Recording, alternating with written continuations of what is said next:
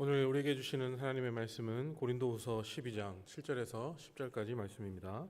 고린도후서 12장 7절에서 10절까지 말씀입니다. 제가 가지고 있는 구약 성경 298면에 있는 말씀입니다.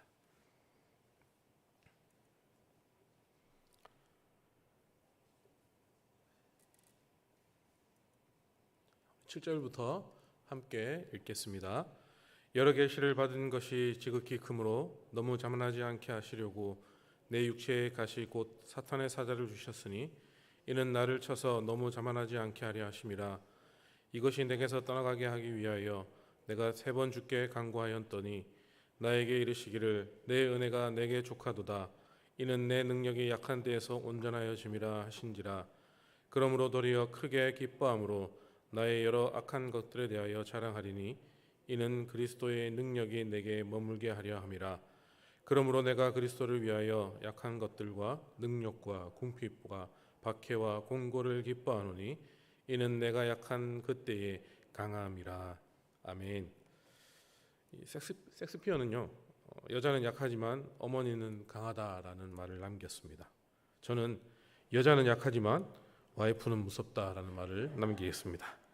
세상에는 약하지만 강한 것들을 두렵게 하는 것들이 많이 있습니다. 모기는 동물의 왕 사자에게 두려움을 줍니다. 또 거머리는 이 물소에게 두려움을 주고, 또 파리는 전갈에게 두려움을 주고, 거미는 매미에게 두려움을 줍니다.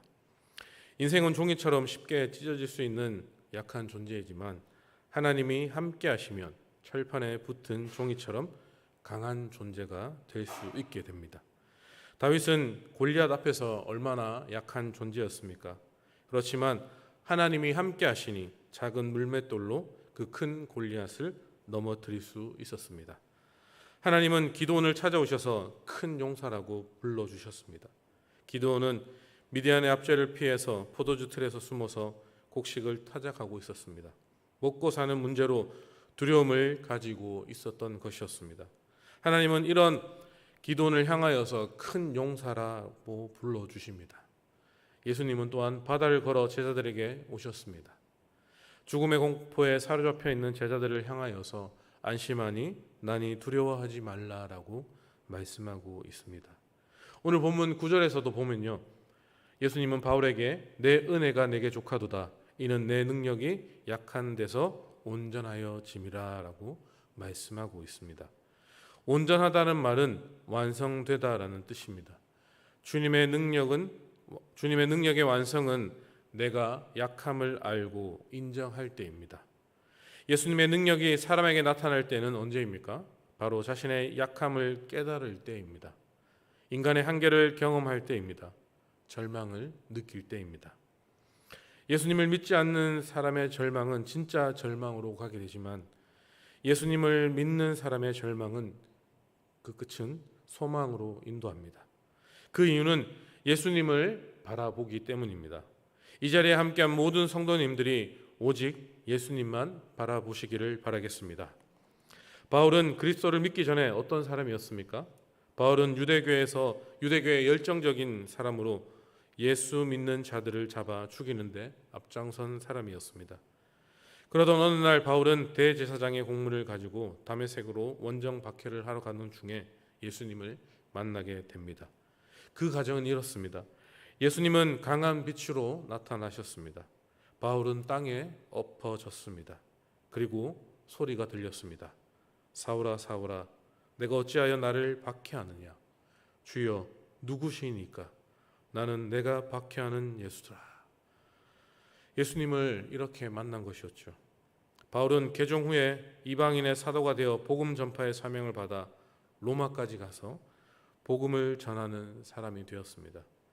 하나님은 바울에게 성령을 충만히 부어주셨고 각종 능력을 행했습니다. 바울의 손수건을 가지고 가서 병자에게 얹기만 해도 병이 나았습니다. 심지어 죽은 유두고까지 살려냈습니다. 이렇게 하나님의 능력이 충만한 바울에게 한 가지 문제가 있었습니다. 그것은 자신의 몸에 있는 질병이었습니다. 성경 주석가들은 이 병을 간질이나 또한 안질이 아닌가 추측하였습니다. 갈라디아서 6장 11절 말씀을 보면요, 내 손으로 너희에게 이렇게 큰 글자로 쓴 것을 보라라고 말씀합니다. 이것은 바울의 눈이 안 좋다라는 것이죠. 바울은 자신이 어딘가 아프다고 말하지는 않지만 이 병의 고통에 대해서 말하고 있습니다. 병의 고통을 가시, 사탄의 사자라고 표현하고 있습니다. 가시는 뾰족한 것으로 몸을 찌릅니다. 몸이 느끼는 고통의 강도를 말해주고 있는 것이죠. 사탄의 사자는 육체의 가시가 없으면 죄를 지어 파멸하게 한다는 의미입니다. 바울은 이것을 자만이라고 말하고 있습니다. 육체의 가시가 없으면 자만해서 파멸의 길로 가게 될 것입니다. 우리 다 함께 7절 말씀 함께 읽어보겠습니다.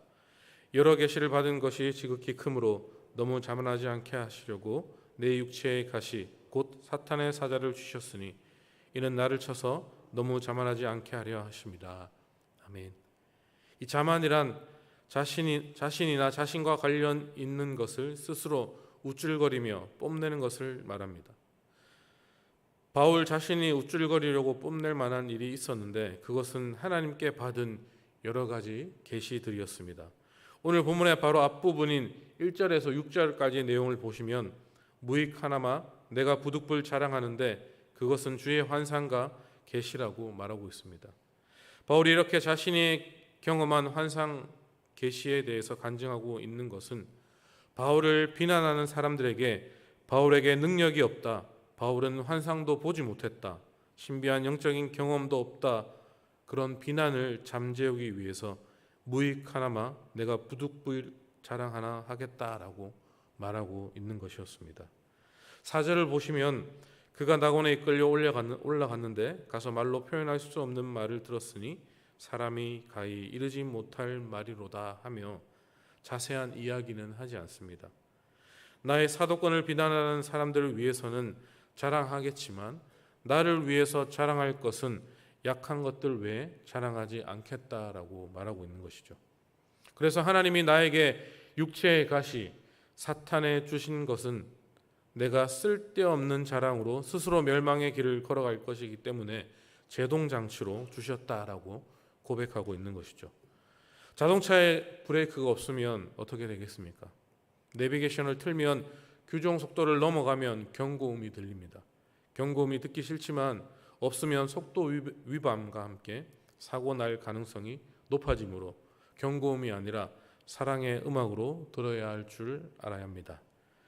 바울은 하나님이 제동장치로 육체의 가시를 준 것을 알았습니다. 그러나 그 고통이 너무 심해서 육체의 가시가 사라지길 3번이나 간절하게 기도하였습니다. 얼마나 간절히 기도했겠습니까? 이 가시가 없어도 저는 주님께 충성할 수 있습니다. 주님을 전날보다 더 사랑할 수 있습니다. 저에게 은혜를 베풀어 주셔서 이 고통의 가시를 제거해 주시면 안 되겠습니까? 이렇게 기도하고 또 기도하였던 것입니다. 이에 주님의 응답이 왔습니다. 우리 9절 말씀 함께 읽어보겠습니다. 나에게 이르시기를 내 은혜가 내게 족하도다. 이는 내 능력이 약한 데에서 온전하여 짐이라 하신지라. 그러므로 도리어 크게 기뻐함으로 나의 여러 약한 것들에 대하여 자랑하리니 이는 그리스도의 능력이 내게 머물게 하려 함이라. 아멘.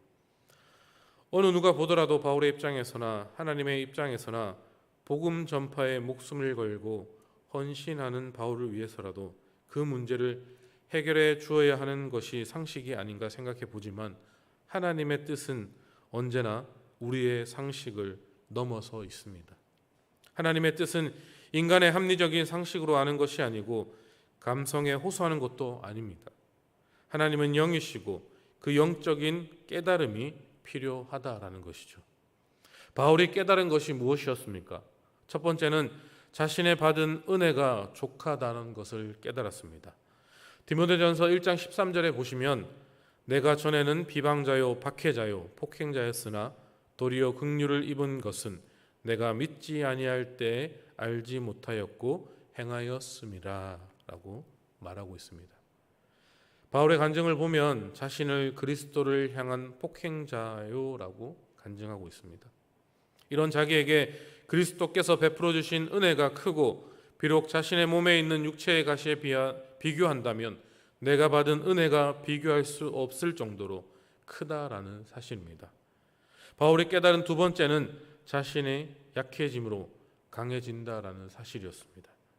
대체적으로 사람들은 약해지게 될 때에 그 약함에 실망하게 됩니다. 자신을 보잘것없게 여기고 좌절하고 무너지게 됩니다. 하지만 복 있는 사람은 어떤 사람입니까? 자신의 연약함을 깨닫고 하나님을 의지하는 사람이 복 있는 사람이 된다라는 것이죠. 다윗은 여호와는 나의 목자시니 내게 부족함이 없으리로다라고 고백을 하고 있습니다.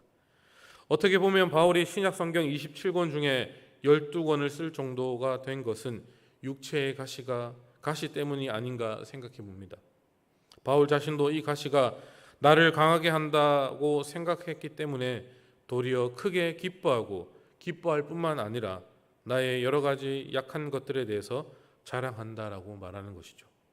이렇게 기뻐하고 자랑하는 이유는 그리스도의 능력이 머물러 있기 때문임을 경험했고 배웠기 때문에 그는 기뻐하고 자랑할 수 있었습니다.